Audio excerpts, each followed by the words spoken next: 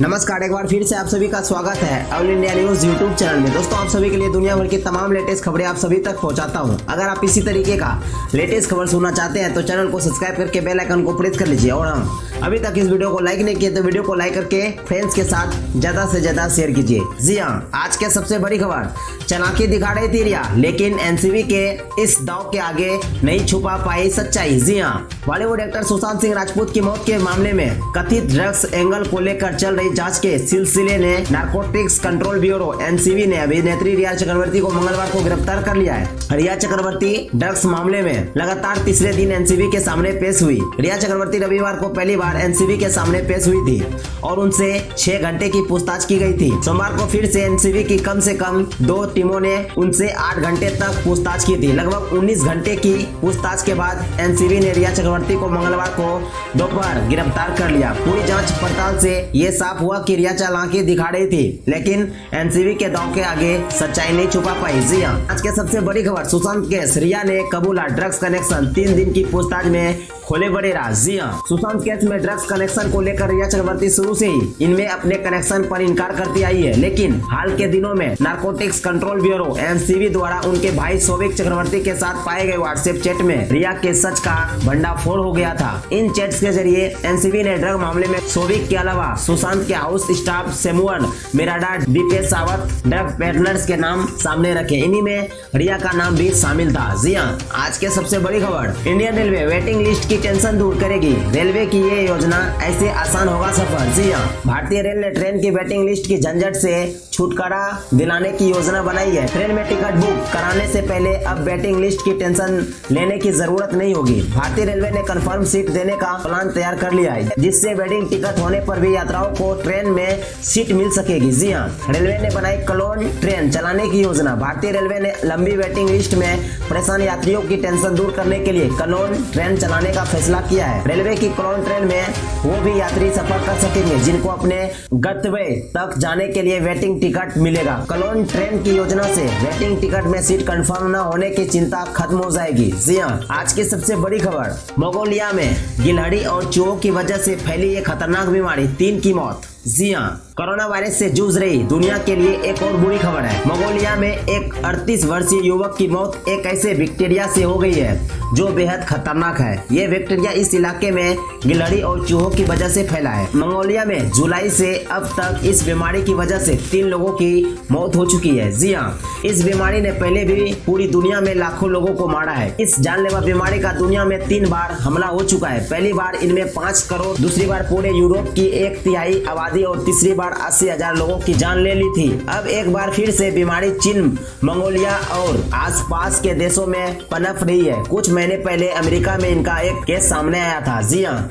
आज के सबसे बड़ी खबर, महाराष्ट्र सरकार एक्ट्रेस के ड्रग्स लेने की जांच करेगी। कंगना ने कहा, सबूत मिला तो हमेशा के लिए मुंबई छोड़ दूंगी। जी हां, कंगना रनावत और शिवसेना के बीच विवाद गहरा है। अब महाराष्ट्र के गृह मंत्री अनिल देशमुख ने कहा कि कंगना के ड्रग्स लेने की जांच की जाएगी। इसके लिए अध्ययन सुमन, शेखर सुमन का बेटा के एक इंटरव्यू को आधार बनाया है। अध्ययन ने कंगना पर कई आरोप लगाए थे। इस पर कंगना ने कहा कि अगर उनके ड्रग्स कनेक्शन का सबूत मिला तो वे मुंबई छोड़ देगी। जी आज के सबसे बड़ी खबर, स्वास्थ्य मंत्रालय ने कहा, भारत में हर 10 लाख की आबादी में 3,102 मरीज मिल रहे हैं। ये आंकड़े दुनिया के बाकी देशों से काफी कम। देश में अब तक 42.92 लाख केस। जी हाँ, देश में कोरोना मरीजों का आंकड़ा 42,92,421 हो गया है। राहत की बात यह है कि इनमें 33,31,463 लोग ठीक हो चुके हैं, जबकि 8,87,444 मरीजों का अभी भी इलाज चल रहा है। 72,918 लोग संक्रमण के चलते अभी तक अपनी जान गंवा चुके हैं। ये आंकड़े covid19.org के मुताबिक है। जी हाँ, आज के सबसे बड़ी खबर, भारत मदद कर रहा चीन घुसपैठ। जी हाँ, सेना ने 5 दिन में दूसरी बार चीन की मदद की। एलएसी के पास रास्ता भटके 13 याक और 4 बछड़ों को चीनी सेना को सौंपा। जी हाँ, लद्दाख में बढ़ते तनाव के बावजूद भारतीय सेना चीन की लगातार मदद कर रही है। सेना ने एक बार फिर मानवीयता दिखाते हुए सोमवार को लाइन ऑफ एक्चुअल कंट्रोल के पास भटके हुए चीनी याक और उनके बछड़ों को चीन को सौंप दिया। सेना ने इंसल्ट कमांड ने इसकी जानकारी दी। सेना के मुताबिक चीनी अधिकारियों ने इसके लिए धन्यवाद भी कहा। जी हाँ, आज के सबसे बड़ी खबर, रांची में कोरोना। पिछले 7 दिनों में रांची में बढ़े 2364 कोरोना के मरीज, इससे ज्यादा 2699 स्वस्थ होकर घर लौटे। जी हाँ, राजधानी रांची में कोरोना मरीजों की संख्या बढ़कर 11,188 हो गई है, जबकि अब तक 65 मरीज दम तोड़ चुके हैं। हाल ही को अच्छी खबर यह है कि पिछले एक सप्ताह में राजधानी में मिले जितने कोरोना के नए संक्रमित मिले हैं, उससे ज्यादा ठीक होकर घर लौट चुके हैं। पिछले 7 दिनों में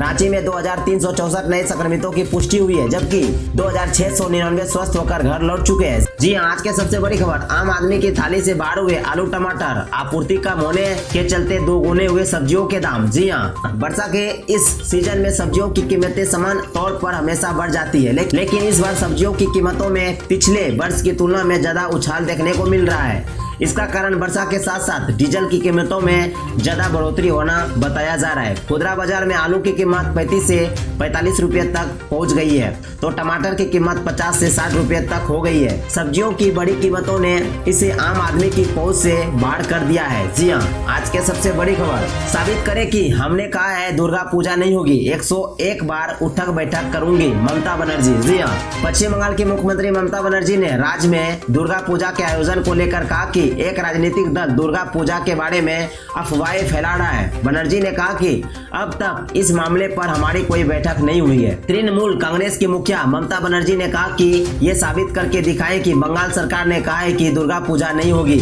उन्होंने कहा कि अगर ये साबित हो गया तो मैं लोगों के सामने 101 बार उठक बैठक करूंगी। जी हाँ, आज के सबसे बड़ी खबर, उत्तर प्रदेश में रविवार का लॉकडाउन भी हुआ खत्म, पहले की तरह खुल सकेंगे बाजार। जी हाँ, उत्तर प्रदेश की योगी आदित्यनाथ सरकार ने मंगलवार को बड़ा फैसला लेते हुए अब उत्तर प्रदेश में रविवार को लॉकडाउन की वैधता को खत्म कर दिया है। सरकार के नए फैसले के मुताबिक बाजारों की सप्ताह में एक दिन बंद रहने व्यवस्था अब पहले से निर्धारित चली आ रही व्यवस्था के अनुसार होगी।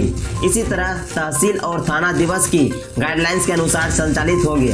बता दें कि सरकार ने संक्रमण रोकने के लिए रविवार का लॉकडाउन लागू कर रखा था। जी हाँ, अगर ये वीडियो आपको पसंद आया तो वीडियो को लाइक कीजिए, अपने दोस्तों के साथ शेयर कीजिए, और अभी तक अपने चैनल को सब्सक्राइब नहीं किए हैं और आप चाहते हो इसी तरीके का वीडियो देखने के लिए तो चैनल को सब्सक्राइब करके बेल आइकन को प्रेस कर लीजिए।